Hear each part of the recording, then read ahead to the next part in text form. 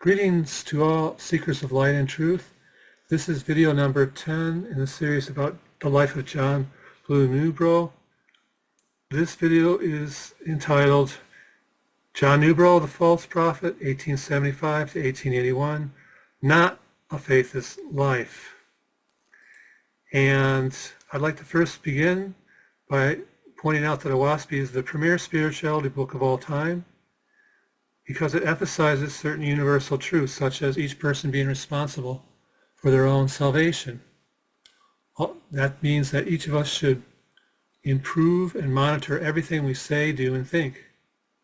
A second very important point Owaspy emphasizes is that direct communication with the Creator matters and is possible. We should seek to hear the Creator's voice within our being, within our heart, within our mind. And of course, we're still making our choices, but it's better to be guided by the Creator rather than be guided by any false religion or cult. We don't need priests or masters to tell us what to do. Of course, we can learn from other people, and we should learn from other people. But there are certain things, such as reincarnation, which are not true. We should not put our faith in witchcraft. We should believe there is a Creator, first of all. Vegetarianism is also very healthy, as it takes us away from the animalistic plane into a higher spirituality. But the best we can do is to purify our mind in all things. At any rate, Owaspy is the greatest book because it explains the organization of the heavens and the process of resurrection better than any book so far that has come into the world. The theme is that Newbrough may have published Owaspy, but he did not channel it. Many contradictions in how he says he channeled it. He claimed to be a seer, but he actually was not a seer. And there's proof of this. One point to make is that in 1875, Newbrough helped finance the building of the Grand Masonic Temple and was in the parade, as reported in the Freemasons Chronicle, June 12, 1875. And of course there are good people who are Masons, and the ultimate goal is to help society be a better place. But generally what has happened is that it's a group for elite people to basically pat themselves on the back and consider themselves the chosen ones, and exclude everyone else who they don't think are good enough to be associated with. For example, African Americans, Hispanics, anyone who's not white is not allowed, certainly not allowed at this time. Certainly today, even in 2026, there are plenty of Masonic lodges that have no African Americans, zero. A look on Facebook would prove that. But in 1875, the leaders of the Freemasons specifically forbade African Americans to join them. So, I mean, that alone makes it not a universal kind of spirituality. And Newbrough had no right to be part of a racist organization and still call himself a quote-unquote faithist. Newbrough was not a faithist. He was just a rich white guy. Okay. 1876, March 25, Newbrough writes in the Banner of Light, a spiritualism newspaper. He states, "For several years it has been reported that in the presence of certain mediums, flowers and even live birds have been brought into a closed room, and yet it is only hearsay. No absolute proof is on record that this has ever been done. In the flower show, we are told that spirits have the power to go into somebody's garden, pluck the flowers and branches, and bring them into the circle. A power must therefore be excited in the garden. This has not been proved by the competent persons. Spiritualists who pin their belief in any such hearsay forget the fundamental principles on which our philosophy stands. We want proof for all things." It is true we want proof, but it's kind of ridiculous that Newbrough even was this great agnostic towards spiritualism, because he claims, or at least his biography, or rather his life story is given to his followers, is that he was psychic from an early age. And if so, then why is he basically uh, making light of spiritualism as if it's some kind of grand hoax for, you know, ripping people off, for deceiving people. I don't know. I just see him as someone who attacked spiritualism because he thought he could make a name for himself. He certainly became part of spiritualism circles, Madame Blavatsky and others. And I don't know. He's trying to make himself look like the logical person, the hero. But it's just weird. The whole thing's weird. Why is he claiming to be psychic from a young age, and yet he's condemning spiritualism?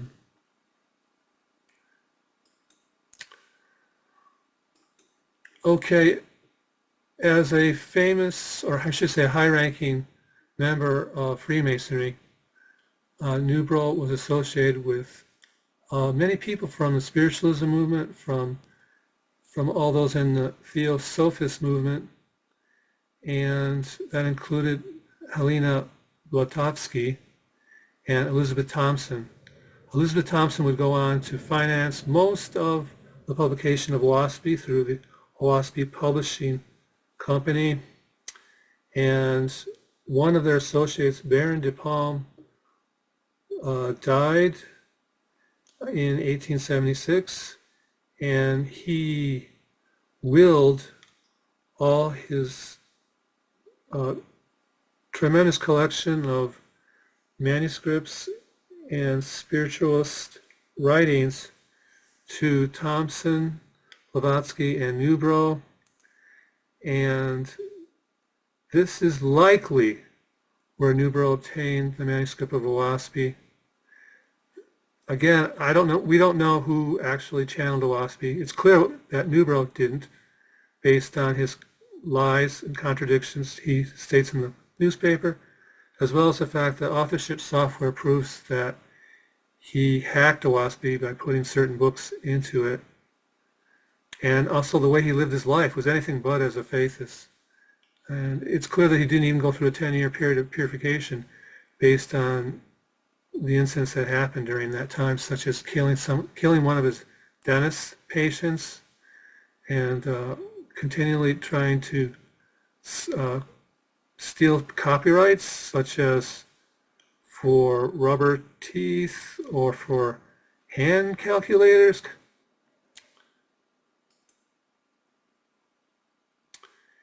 Okay, anyway, it was a large inventory of materials that Newbrough inherited from de Palm, and they were of a vast variety of materials: esoteric, Masonic, linguistic, basically. I'll just put that. Linguistic studies that from ancient languages that would have been ideal to use for the Book of Sappho, and other texts from other mystic paths, such as from the Rosicrucians and other mystical orders. And 1876 would have given him a number of years before he would finally publish it, the Book of WASPI, in 1881. I still believe the WASPI is a wonderful book. All I'm saying is that Newbrough wanted to put forth the hoax of him being the prophet who channeled the WASPI, and that he should be this great leader of this movement, and that it would be Masonic in style with him as the head priest, a kind of pope of a WASPI. Newbrough did claim that he was infallible to his followers, that the all voice was with him and he could not err. Obviously he did err because he got people killed, took all their money, left his wife and children for a woman over 30 years younger, and there's some other things he did which were wrong as well. Everything he ever tried failed as far as spiritual unity kind of projects. And but of course he put out his positive things he wanted to say about himself to the press, and some of his followers kept repeating them, so everyone believed they were true. But if you check the real records, it's apparent that he lied a lot. Okay, considering Owaspie, I have a degree in linguistics, and I had access to the Clarion software, which can show who wrote someone if you can compare it to other writings. Fortunately, Newbrough did publish works such as The Lady of the West in 1855, The Fall of Fort Sumter in 1867, the Castaway Periodical writings in 1889 from New Orleans. Of course, he wrote Kindergarten Homes for Orphans in 1882 and Questions and Answers from Spiritualists in 1874. He also wrote the commentary on Owaspie, A Guide to the Voice and Will of Jehovah, the Shalom Community, and the Book of Gratias also. The results prove that Newbrough also wrote Jehovah's Kingdom Earth and Safaf. And those are in the diagram, these are the books in black.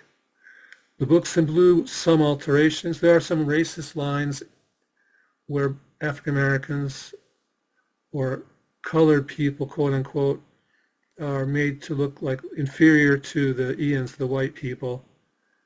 Anyway, but the important point is that Safa was definitely written by him, and although Safa was originally channeled, he just really changed things so there'd be Masonic rites in it, Masonic symbolism in it. He took out verses from Safa, which basically said, hey, don't look at all the false gods. Newbrough had like over about a dozen different false gods honored in Safa, as I've shown before. This is all regrettable, and it's clear that in the years before Owaspie was published, but after the death of De Palm, that Masonic spirits were influencing Newbrough to make these changes because he needed to have a cult. Owaspie itself is kind of like the anti-cult book. It says, don't trust in any man, don't look to priests, look to the Creator only, direct communication. Follow the will of Jehovah. That's all you really need to do. And there's not going to be any hierarchy of the high and low. Every man's going to be equal before the Father. But of course, if you do that, you can't have a cult, which is Newbrough wanted to have a Masonic cult with him as the head of it. He's a very vain man seeking glory and power and riches, as is shown by his hunting for gold in Australia and in California, and these efforts at writing various books. It was just chasing fame, and the way he treated people. If you look at the newspaper accounts, which we will look at in other videos, pretty much everyone whoever met him said the guy was a jerk, and very, the biggest ego you could ever have, and a tyrant was the same word they kept using, a tyrant. And that's not how faith is act. We're supposed to be humble, kind, and harmonious with people. Newbrough was not that. The only way you could get along with him is if you just did what he's told you to do. And anyway, Safa was a blasphemy to Jehovah because of all the false gods honored. Other videos explain this in more detail, and because of all the violence and satanic witchcraft kind of stuff that was in this book, which if you look at the diagram, it's there. It's in front of everyone. There's cannibalism even. That's not the path. That's not how true faith is rolls. Okay, here's another failed effort by Newbrough. 1877, Newbrough finds some more rich people to work with, and the idea was to build a home for destitute women and their children in the wilderness where they could raise their children in a clean environment. People he worked with were W.B. Billings and also H.J. Newton, both famous people of importance in the spiritualism circles, and also Hannah Marsh, a Quaker spiritualist. The buildings were constructed, but it never really got off the ground. There was a clash between them. Newbrough was very flamboyant and basically began changing the purpose of the group effort. They went from the homes for the destitute women, children. Newbrough wanted just an orphanage. And it is interesting that a lot of the things you see in the Book of Jehovah match up very well with what this new institution, the Industrial Education Institution or Home for Women and Children, that project was very similar to the ideas that are shown to be in the Book of Jehovah, such as children should be taught useful trades. Again, this is a good idea. It really is. I'm not against that. But it is sort of evidence that how could Newbrough and this group have these ideas before the Book of Jehovah was even, assuming the Book of Jehovah's Kingdom on Earth was ever even channeled, if it was channeled, which it wasn't. It was simply written.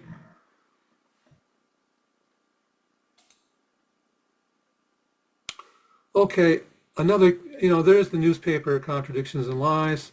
There's the software. Authorship software shows Newbrough goofed around. Again, I'm not saying OWASP's faults. I'm saying it is right. It was great. It was wonderful. It still is wonderful, except it's been hacked with poisonous text, which was never part of it. Anyway, here's another very serious piece of evidence that Newbrough was screwing around, and it might be the strongest yet. In 1881, Newbrough has John Lant commissioned to publish OWASP, but he stops him. So Newbrough claims he's been preparing for 10 years, then has this miraculous year of channeling the book, and then when it's being published, he stops it. He cancels it. Can you imagine that? He's been waiting 10 years to get this book published, to have it channeled, and then published, and then he cancels it. And his explanation is, Newbrough lied when he explained to John Lant that after writing nearly the whole work of OWASP, he destroyed it and began over again. So Newbrough wasn't happy with this. He'd already told Lant that he wanted it published, and Lant had been working on it for 3 months and had over 500 pages. The plates were made. So I mean, what's happening? What happened? There's a couple explanations. One explanation is that Newbrough wanted to have complete control of the story of OWASP and its origins, and so he wanted to have his own company, OWASP Publishing, published the company instead. I think also he probably had he didn't want everything that was going to be published in OWASP, such as the Book of Aranathan, which is very universal in outlook, and it wasn't just a safe space either.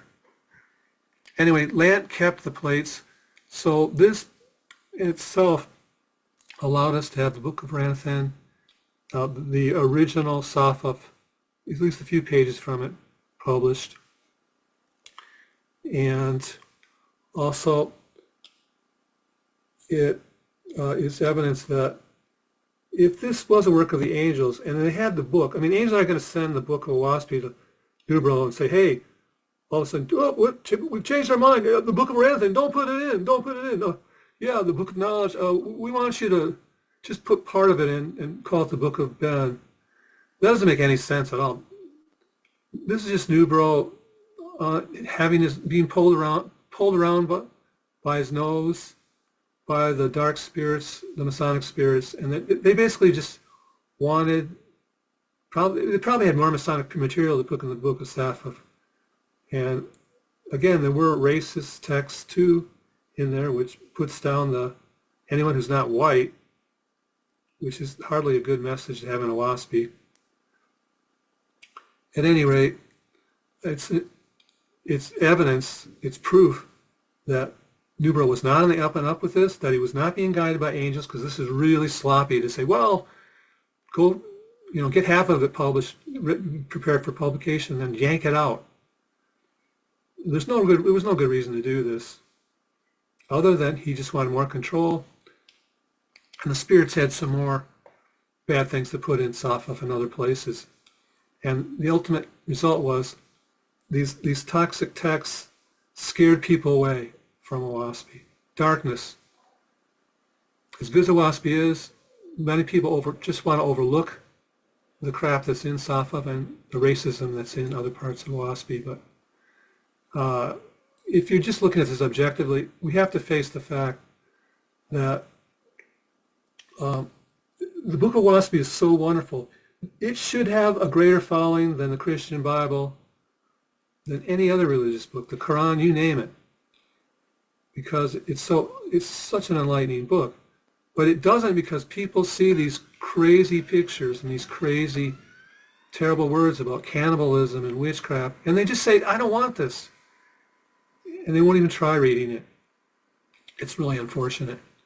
Anyway, in the next few years, from 1882 to 1883, Newbrough would tell like 5 different versions of how he channeled it, or how he was prepared to be purified for his effort to channel the book. In the New York Herald, he said that this angel called Ainu came to him, and that he channeled it, but not with a typewriter, but with a pen. Okay? And I've covered this in other videos, but I mean, I'm just putting this all in one place so you can see it. Banner of Light, he just came into his mind, and then he channeled it with a typewriter. He could see angels then. New York Times, no angels at all, but just written by the pen. The 1960 Palmer edition had another version where the angels were there from the very beginning. And he told this to one of his best friends, whose grandson published it in the Palmer version. So big contradictions. It's weird, okay? People who are telling the truth don't have 5 different versions. Another version where Newbrough claimed he got all these donations from many people, and that there was a letter with one of them, and when he was challenged to show the letter, Newbrough refused to show the letter. He wouldn't say who was operating Owaspy Publishing. He wouldn't even say who edited the book. Of course, he did that mostly himself. So anyway, again, a lot of people want to say, well, if you dig up all this dirt, quote-unquote dirt on Newbrough, aren't you harming Owaspy? No, I'm trying to free Owaspy from the dark path that Newbrough set it upon. We don't have to accept this. Owaspy was written to enlighten the world, and we have to think for ourselves and not not idolize this man. It's like he's like a prophet, like Jesus himself or something, and he can paint things in the dark, and he was led to Shalom, with his eyes closed. All these weird stories about him having these great psychic powers when he doesn't have any. I mean, he ended up robbing everyone of all their land and money, and he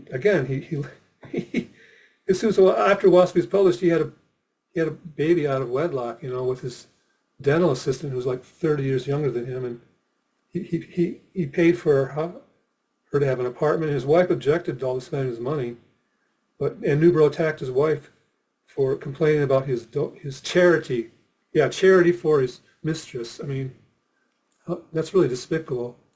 Anyway, the dark realms are connected to Owaspy through the writings, the Masonic witchcraft writings, Newbrough put it. And that's one reason the Faithists have had such a hard time making things work.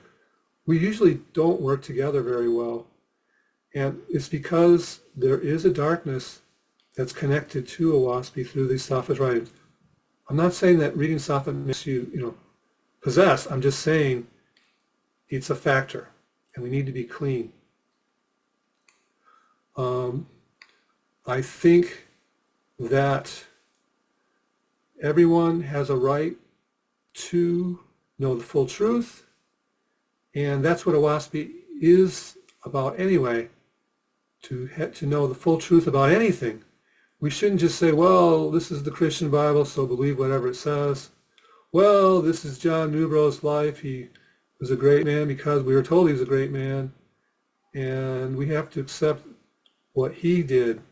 Well, Safa contradicts the basic principles of Owaspy by promoting priests and strange symbols in the hundreds, not 1,000, which we are supposed to study. No, Owaspy promotes direct communication with the Creator with no priests. And yet here we have Newbrough putting stuff in Safa, which is a complete repudiation of that.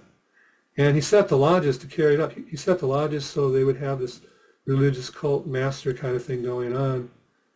And people would study the Safa images as though they were, sacred in themselves and a means of salvation, when really the only means of salvation, according to WASP, is that you form good works. And again, yes, try to be kind and loving towards others. I know I'm not being very kind and loving to Newbrough, but he did this publicly, and we have to talk about it.